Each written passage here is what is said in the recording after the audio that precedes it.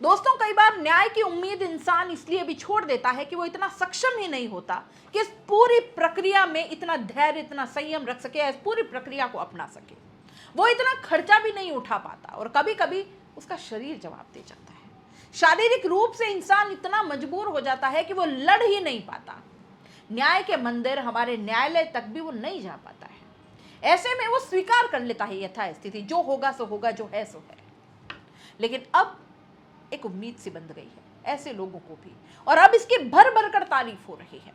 कहते हैं ना कि भारत हमेशा चौंकाता है, इस बार भी ऐसा ही कुछ हुआ जो आपका दिल खुश कर देगी।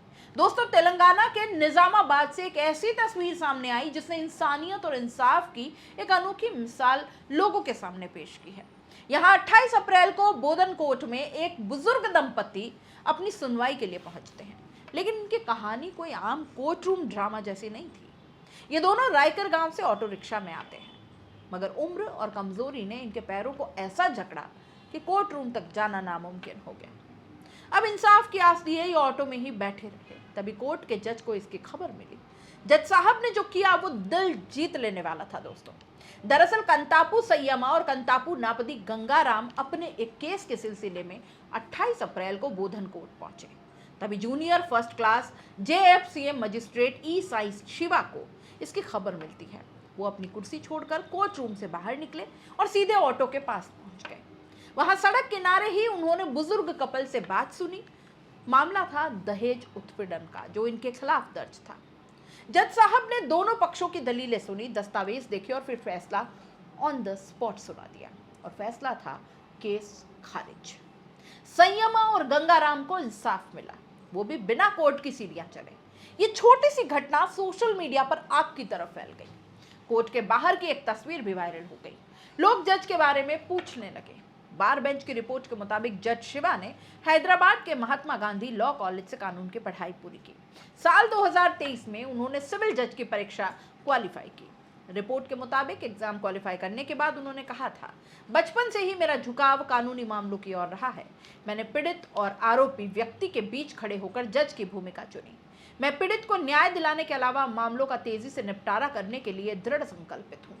मैं एक अदालत के जज का पद संभालने के लिए उत्साहित हूँ। अब आते हैं संयमा और गंगाराम के मामले पर। कोर्ट के रिकॉर्ड के मुताबिक संयमा और गंगाराम पर 2021 में तेलंगाना पुलिस द्वारा भारतीय दंड संहिता की धारा 498A के तहत वैवाहिक क्रूरता का मामला दर्ज किया गया। दिसंबर 2021 में उनके खिलाफ चार्जशीट दाखिल की गई, जिसके बाद बोधन कोर्ट में मुकदमा चला। करीब 30 सुनवाई के बाद कोर्ट ने 22 अप्रैल को मामले पर फैसला सुनाने की बात की। रिपोर्ट के मुताबिक इससे 1 महीने पहले कोर्ट को बताया गया कि दंपति दुर्घटना का शिकार हो गए हैं और चलने में असमर्थ है।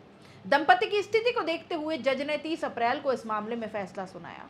बुजुर्ग दंपति के खिलाफ उनकी बहू द्वारा दर्ज कराया गया यह मामला झूठा पाया गया। कोर्ट ने आदेश में बताया कि आरोपी नंबर 1 और आरोपी नंबर 2 IPC की धारा 498A के तहत दंडनीय अपराध के लिए दोषी नहीं पाए गए। जज शिवा का यह कदम सिर्फ एक केस का फैसला नहीं, बल्कि एक मिसाल है। उन्होंने दिखाया कि इंसाफ की राह में अगर इंसानियत साथ हो तो कोई भी बाधा बड़ी नहीं। पर सवाल यह है कि क्या हर कोर्ट में ऐसा जज मिलेगा? क्या सिस्टम बदलेगा ताकि साईं अम्मा और गंगाराम जैसे लोग बिना सड़क पर सुनवाई के इंसाफ पा सके? इस खबर पर दोस्तों आप क्या सोचते हैं? अपने कमेंट बॉक्स में हमें जरूर बताइएगा। नमस्कार।